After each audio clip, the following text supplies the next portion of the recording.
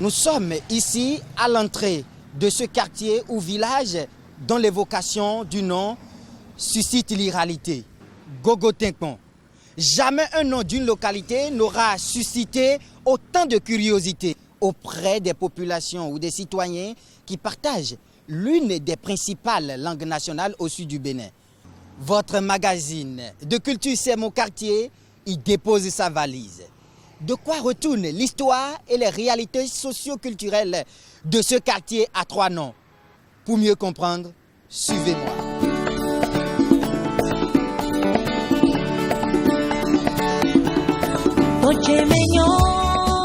Gogo, Gogo-Tinkpon ou Gogo-Tinkpon. Ce village à 3 noms est situé dans l'arrondissement d'Agbanto, commune de Kpomassé, département de l'Atlantique. Il s'étend sur une superficie de plus de 700 hectares avec plus de 1500 habitants. Il est à 60 km de Cotonou, 20 km de la cité historique de Ouida. Température 32 degrés Celsius, précipitation 2%, humidité 69%. Outre le premier sens que peut lui prêter tout curieux, l'histoire de ce village se résume en une anecdote entre acteurs de la pêche artisanale dans cette localité. Celle-ci renseigne sur une expression sentimentale gestuelle. Elle remonte à plus de 200 ans déjà. Les fils du terroir ont de la mémoire. Gogo-Tinkpon, Gogo-Tinkpon, Gogo. Voilà le village à 3 appellations.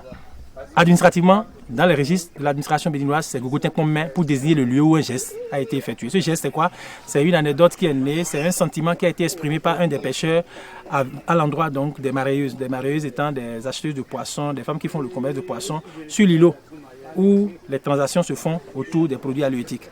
Et donc à la fin, après avoir fini d'acheter, les gens font connaissance, les pêcheurs rencontrent donc leurs clientes et ils échangent sur la vie. Il y en a qui sont intéressés par le physique ou en tout cas nourrissent de sentiments vis-à-vis de cette dame-là. Il y en a qui ont tâté la joue, qui ont tâté les fesses. L'une d'entre elles dit « Mina yefi et ten gogo-pon minebo ikovi na gogo-tinkpon me ». Le nom est né. Et comme Gogo-Tinkpon est un village multilinguiste, un village socio-culturel de plusieurs sources, il y a des fonds ici, il y a des Kouila, ici il y a des Khoula, et il y a des Mina. Et donc, qui est né à Gogo-Tinkpon doit parler le Fongbe, le Khoulagbe, le Gengbe et le Fongbe. Voyez-vous, 4 langues donc qui se parlent aisément. Ça fait donc que les diminutifs vont en fonction de ces langues-là. Celui qui parle fond dit je vais à Gogo-Tinkpon pour ne pas dire tout le nom Gogo-Tinkpon, mais celui qui parle là dit je vais à Gogo. Donc pour dire un mot, pour aller là-bas, on dit je vais à Gogo par exemple.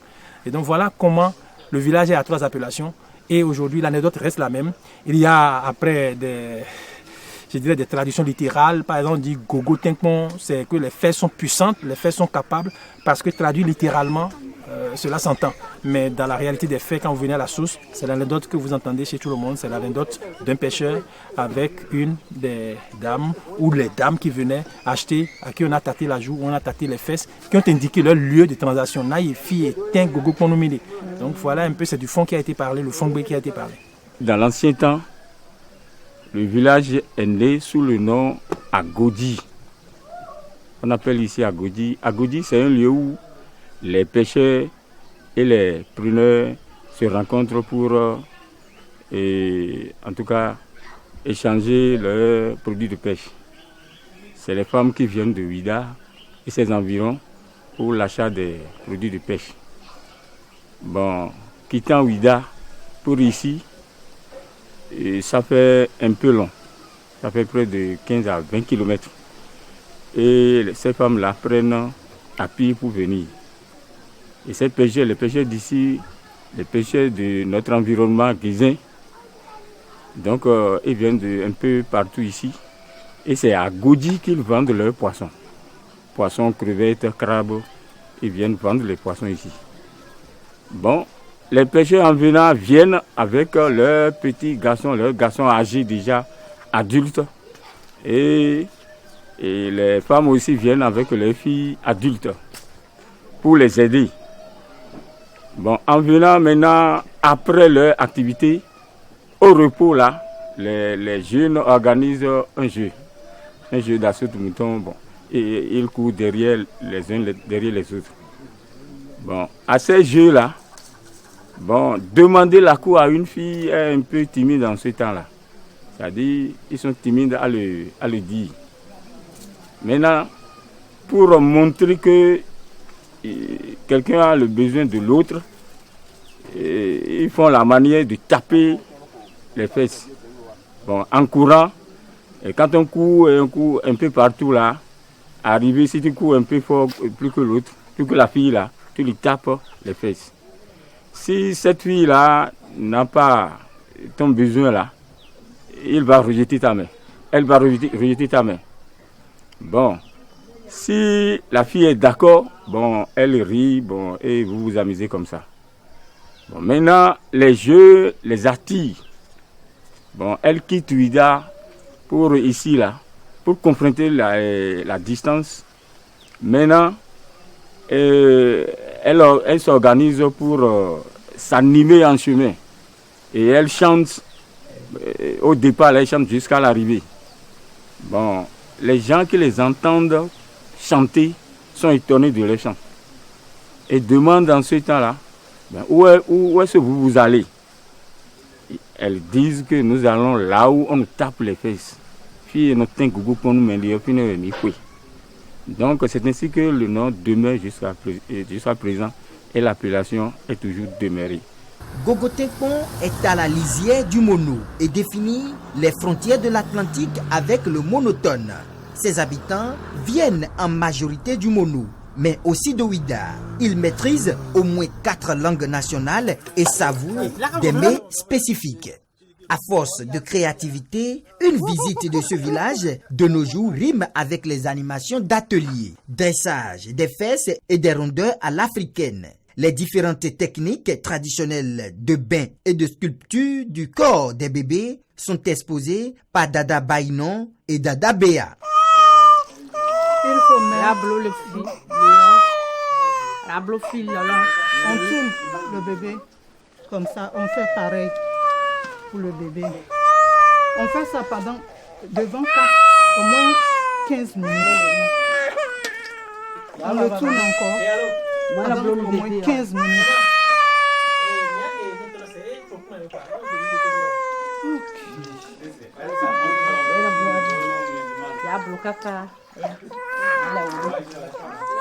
Ça va? Donc maintenant on commence à laver le bébé. Dès qu'on finit de faire ça, on lave le bébé. Par exemple, au moment où elle est en train de faire ça, on a fini de laver le bébé avec l'éponge. Maintenant c'est pour appuyer son corps, pour rendre l'enfant solide. Et bon.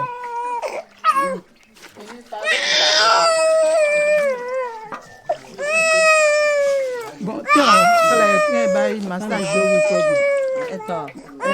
maintenant, on arrête de laver le bébé.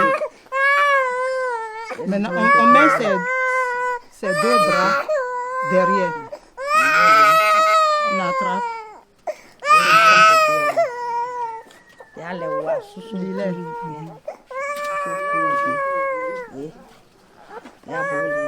On met l'huile au feu, ça devient blanc. Avant de voir que l'huile est blanche, tu mets ça au feu, tu restes ça pendant au moins quelques minutes, ça devient blanc. Tu essaies ça sur quelque chose, sur tes ongles ou bien tu mets n'importe quoi là-bas, tu vois, ça devient blanc. Si ça devient blanc, tu peux prendre, on laisse refroidir. On met ça dans une boîte comme ça pour masser le bébé. Le bébé a un joli teint, un corps bien. Voilà. On masse le bébé comme ça.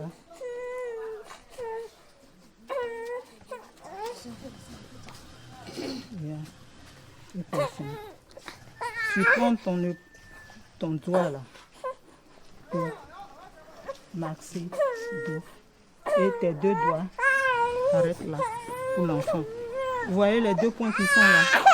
Si l'enfant grandit, la beauté aussi se trouve là. Une femme qui vient d'accoucher,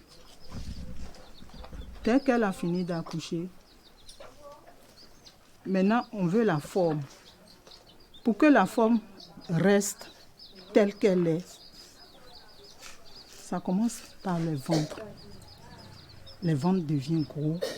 Nous, on ne veut pas que les ventres deviennent gros. On fait ça. On attrape.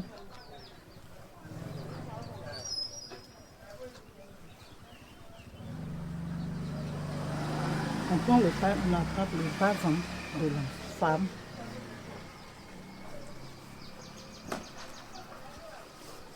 Et on l'attache comme ça. C'est pas forcément que ça va serrer. Ça dépend. La manière dont la personne veut. Donc, c'est comme ça. Tu peux attacher ça pendant 3 mois. Ça ne gêne pas. Même si tu vas au travail, tu peux attacher. Mais ce pain, c'est un pain qui est même sacré. Je vais vous expliquer pourquoi c'est sacré. Dès qu'on va à la maternité, on met une paille forcément sur le drap de l'accouchement. La maman même met son drap sur le lit d'hôpital. Ce pain-là, tu prends ce pain, c'est un pain qui est sacré. Tu peux garder ça pour faire ton premier attachement. Tu peux prendre ça au cas où l'enfant est encore chaud. Tu peux enlever un peu là-dessus. Tu mets ça dans l'eau pour masser le corps du bébé au moment où le bébé a du mal. Très souvent, les bébés ont du mal, on ne sait pas de quoi l'enfant souffre le jour. Mais le corps chauffe. Bon, dès que tu prends ce pain pour le soigner, l'enfant se retrouve vite. Au chapitre culturel, 2 entités et pratiques vaudou dominent Gogotinkpon, Zangbetor et Kokou. La transmission de ces savoirs endogènes d'une génération à une autre se fait au couvent. La divinité Kokou vient du Togo et qui a été fondée par le vieux Sonjo, Bodowe et Dovi. Lui protège le village. Quand un malheur arrive, lui peut faire retourner. Quand on dit que nous voulons du mal. Quand on lui dit ça, c'est que on lui parle en sens contraire. Quand un malheur arrive, lui va retourner. Quand une femme est enceinte, on peut partir vers lui pour faire la prière pour que la naissance soit sainte. Zangbetor, son rôle principal, c'est qu'il est le gardien de nuit. Il n'aime pas qu'il a des querelles dans le village. S'il y a querelle, lui se lève, il dit « taisez-vous ». Lui, il est là pour la paix et pour le gardiennage du village. Quand un voleur rentre, lui, il prend. Même quand les sorciers sortent, et lui, il constate, il prend aussi. À Gogotinkpon, il n'y a pas que les adeptes des divinités. Il y a bel et bien des religions importées telles que l'islam et le christianisme. Nous sommes sur la station Saint-Michel de Gogotinkpon. À peine affecté dans la localité, juste 1 mois de séjour, le père Christophe Kakbo parle de la spiritualité des fidèles chrétiens de Gogotinkpon. La foi, ce n'est pas à nous d'en juger, c'est Dieu qui voit du fond des cœurs, mais ce que nous voyons de l'extérieur nous suffit pour dire qu'ils sont bien volontaires, ils sont bien engagés. Les indicateurs de présence de la foi sont là. Ils ont le désir de pouvoir vivre leur foi. Ils réclament beaucoup de choses que malheureusement, je suis tout seul, je ne peux pas leur donner. Mais nous négocions pour que tout puisse aller à l'avant. Mais je pense que oui, ils sont déterminés et ils sont bien engagés. Je voudrais simplement inviter tous mes enfants, tous mes fils et tous les fils et filles de Gogotinkpon à œuvrer et pour le développement de leur milieu. Il n'y a pas de développement économique sans développement spirituel. Les deux vont de pair. Et je crois qu'ensemble, pendant ces temps que nous allons passer ensemble, nous y travaillerons. Un paysage touristique pittoresque. Et c'est bien rare qu'une bourgade puisse émerveiller tant par son paysage, son patrimoine, qui dégage autant d'attrait pour les visiteurs et touristes. La route de l'eau offre ce bout d'histoire et séduit autant par ses atouts et son écosystème, fait de la mangrove des ondulations du lac, sa douceur et ses richesses ornithologiques et halieutiques. Les bienfaits de la nature ici sont variés en fonction de son double relief, plateau et zone humide. Voici un milieu semi-lacustre, Gogo-Tinkpon. Vous avez le plateau et vous avez la rive, le bord du lac Aémé. Et donc, pour le peuplement de ce village, les populations sont venues de différentes localités. Il y en a qui sont venues de Grand Popo, de Guézin et autres régions et autres localités voisines. Pour accéder à Gogo-Tinkpon dans l'ancien temps, c'est cette route, c'est cette pirogue que beaucoup utilisent.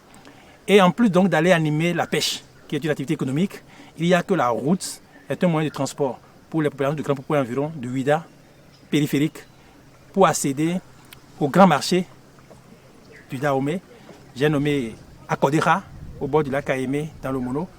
J'ai nommé le marché de Lomé, Djoda, au Togo par exemple. Le marché de Dantakwa aujourd'hui aussi. Parce que ces populations des hameaux périphériques de Campo de Ouida, pour accéder aux routes bitumées ou aux voies tracées d'alors, ont des difficultés. Ils peuvent donc prendre la pirogue pour venir dans la région. Ici, à Gogo-Tinkpon, un peu sur le plateau, dans l'arrondissement, vous avez les rails qui permettent d'accéder donc au train pour joindre les métropoles du Dahomey. Le WAF de Grand Pau s'animait en ce moment-là aussi, et pour distribuer les produits manufacturés apportés par les bateaux aux populations lacustres, c'est ce coup d'eau également qui est emprunté. Au point où l'activité est tellement intense que l'administration coloniale, aussi bien l'administration coloniale que les dynasties royales, ont disposé de postes de douane sur ce courant d'eau.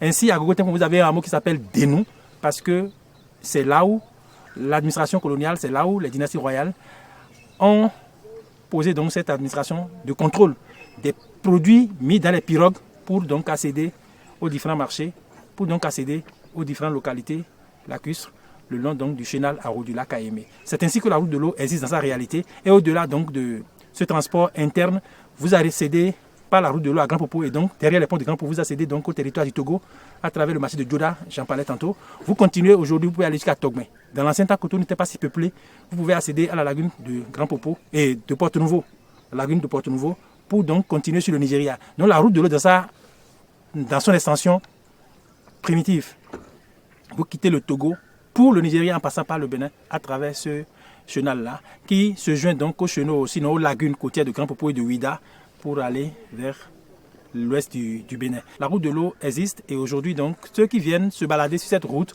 ont aussi la chance d'être dans la nature puisque la forêt aquatique que vous avez c'est une spécificité des zones humides et ici nous sommes sur le site Ramsar 10-17 selon la science et c'est un ensemble d'écosystèmes qui abrite cette forêt particulière appelée donc mangrove. Vous avez deux espèces, il y a les palétuviers aussi qui existent mais la particularité des mangroves c'est d'être une barrière pour les débris qui vont s'enfoncer dans l'eau. Donc naturellement, il s'agit donc de retenir les débris qui vont converger vers le lit du chenal. Mais au-delà de ça, c'est que ça enlève le dioxygène. Donc ça oxygène l'eau. Les poissons préfèrent se réfugier dedans, mieux respirer et se reproduire et se reposer. Les pêcheurs, après, quand les gros poissons vont sortir de ces abris, ils pourront les prendre.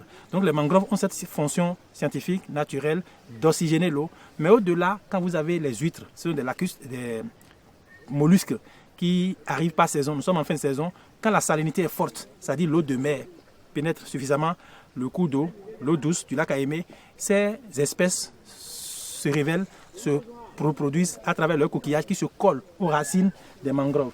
Les mangroves, quand vous mettez un bourgeon au bord du lac, le feuillage vous produit les racines. Si vous observez la plante, vous allez voir des tiges qui plongent, des tiges plongeantes qui vont donc ainsi occuper l'espace si rien n'est fait. Et la réalité est que rien n'est fait pour les agresser ici à Gogo-Tinkpon parce que Zangbeto est dedans, la divinité Zangbeto qui est gardien de sécurité ou agent de sécurité, notamment la nuit, et également une divinité protectrice parce que, comme vous le savez, c'est de la spiritualité au-delà donc de la représentation.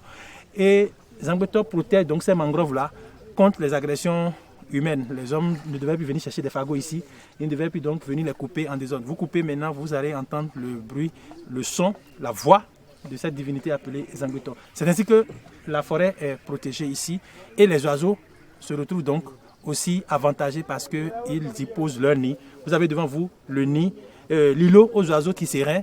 Après, vous allez au bout, à l'entrée de Gogo-Tengpon, dans un autre village voisin, l'îlot aux oiseaux migrateurs qui fuient le froid dans l'Occident pour venir se reposer ici. Donc la route de l'eau est jonchée de ces merveilles qui donc apportent un peu du plaisir à ceux qui acceptent de venir en campagne, quitter un peu la chaleur et je dirais le stress des milieux urbains pour venir plonger dans la nature à Gogo-Tengpon. Gogo-Tengpon attire aussi les visiteurs par l'eau fraîche de ses cocos verts. Un pur délice à l'instar du vin de palme ou de dattier dont l'exploitation maintient ce goût exotique tant prisé par les jeunes citadins et touristes occidentaux. L'utilisation de la règle Tobo est assimilée pour nettoyer les traces d'impuretés laissées sur la tête et du corps des adeptes de la divinité Kokou après des démonstrations ou animations de leur spécificité culturelle. Un atelier dit Tobo est implanté au bord de la route de l'eau pour le masque et le bain de boue. La pêche, conjuguée avec les activités champêtres sans oublier les petits commerces, représente pour nombre d'habitants, restent les principales sources de revenus dans ce village. Pendant longtemps, il y en a toujours été ainsi avec une note de prospérité. À vrai dire, les perspectives ont changé depuis quelques années avec la diminution drastique du pouvoir d'achat des familles. Les éléments d'explication de cette morosité sont connus. Le chef d'arrondissement d'Agbanto nous éclaire tout en mettant un accent sur le réaménagement du lac Aimé. Gogo-Tengpon est le village médian de tous les 7 villages de notre arrondissement parce qu'il occupe une position centrale, à la fois au niveau géographique, parce qu'il est au milieu de 3 autres qui sont bordiers de la route Inter-Ita Cotonou-Lomé, et de 3 autres qui sont à l'extrême est et qui sont des villages en zone agricole. Donc Gogo-Tengpon est en transition entre ces deux lots de villages au niveau géographique, mais au niveau démographique également, c'est le village dont la population est également le village du milieu, parce qu'il n'est pas le plus peuplé, et il n'est pas le moins peuplé, il est le peuple du milieu. Si notre région doit retrouver ses élans d'antre-temps, il est important que nous fassions une action décisive par rapport au lac. Et c'est ce qui manque depuis. Il y a des travaux qui sont en train d'être faits et il faut le reconnaître avec le gouvernement actuel que les derniers travaux qui permettent donc de finaliser les études et d'aller à l'essentiel sont en train d'être bouclés. Et c'est heureux de saluer le gouvernement actuel que les travaux complémentaires sur la question de Djondji sont presque finis et on doit pouvoir draguer là. Nous appelons de tout notre espoir que cela se réalise parce que sans ça, la vie n'existe plus ici. Je vous dis, au lac Aimé, les crevettes, c'est notre coton. Les crevettes, c'est bien notre coton parce que quand il y a les crevettes, quand le lac va, tout va. C'est dans le lac que vous avez les ressources pour faciliter les échanges sur le plateau. On a besoin de la protéine pour pouvoir vivre. Et cette protéine, Dieu nous l'a donnée grâce à cette étendue immense d'eau que nous n'exploitons pas. Donc le reste, pour ce qui concerne le gouvernement, nous travaillons pour qu'il joue sa partition. Mais ce qui concerne les pêcheurs, les acteurs que nous sommes, nous devons travailler pour qu'il y ait un changement de relation avec la nature. Nous devons changer notre relation ou notre perception de cueillette en perception de culture pour que nous ayons plus, parce que nous devenons de plus en plus nombreux. C'est pourquoi la pression sur le lac aussi est très élevée. Je pense que ce village est l'avenir de notre arrondissement et l'avenir même de toute notre commune. Parce qu'aujourd'hui, je crois que Gogo-Tengpon est allé très loin, là où même commence à ne pas aller. Sur le plan éducatif, le collège d'enseignement général CEG de l'arrondissement d'Agbanto est implanté à Gogo-Tengpon. Il y a également une maternelle et une école primaire publique. Le village dispose aussi d'un cimetière où plus de 500 personnes y sont déjà inhumées. À côté de tout ceci, on note l'insuffisance du centre de santé et du centre de loisirs. Pas de commissariat de police, insuffisance de l'eau potable et j'en passe. Signalons que Gogo Tengpon végète aussi dans l'obscurité. Le chef quartier invite les autorités béninoises à penser à sa localité. D'abord, le fleuve est parti, le fleuve est pourri et on n'en trouve rien. Notre besoin fondamental ici à Gogo Tengpon, c'est de nous draguer le lac pour qu'on trouve à manger. Bon, ici maintenant, nous n'avons pas de voie qui mène ici. On n'a pas d'électricité.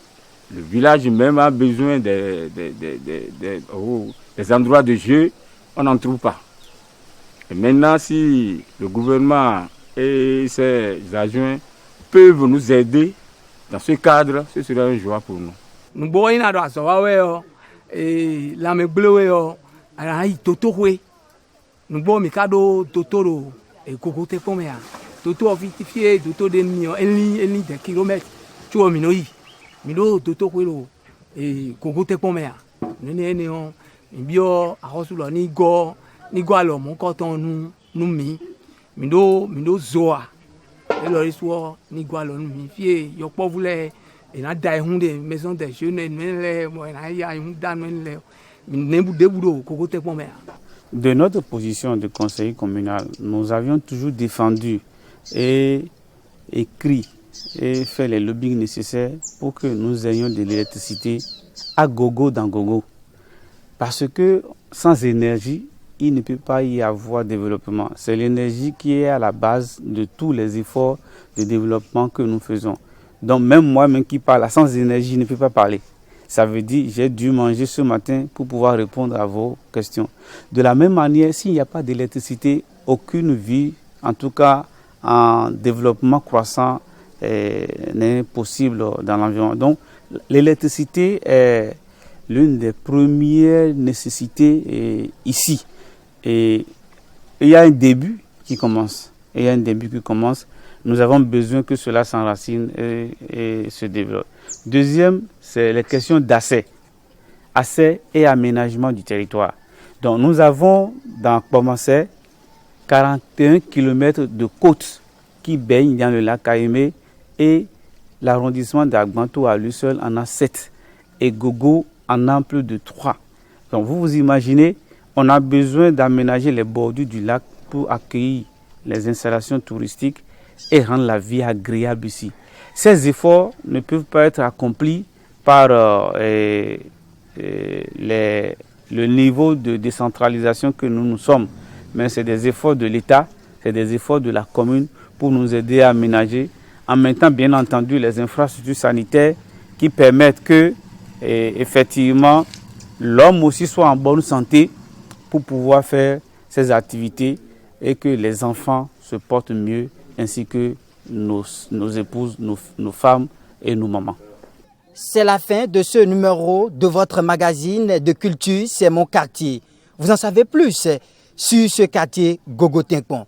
On se donne rendez-vous pour le prochain numéro, pour de nouvelles découvertes, une nouvelle immersion dans une autre contrée de notre beau pays, le Bénin. À très bientôt.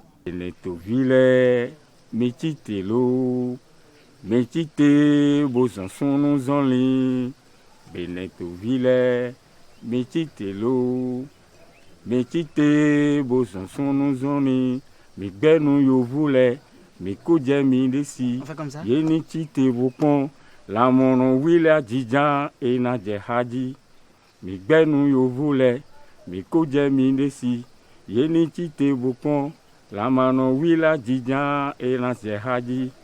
Révolution Koa, dodo bene nayon. Révolution Koa, dodo bene nayon. Egbleo miton we, et soyon lo miton we. Egbleo miton we, et soyon lo miton we. Agbankwen humono gbeso. Mi de do landi. Et Houzou au mi de do. Et on fait le pas comment? On fait le pas. Eh oui, faites le pas, on va voir. Mi de do. Et Houzou à Fosogui. Et Houzou vous êtes...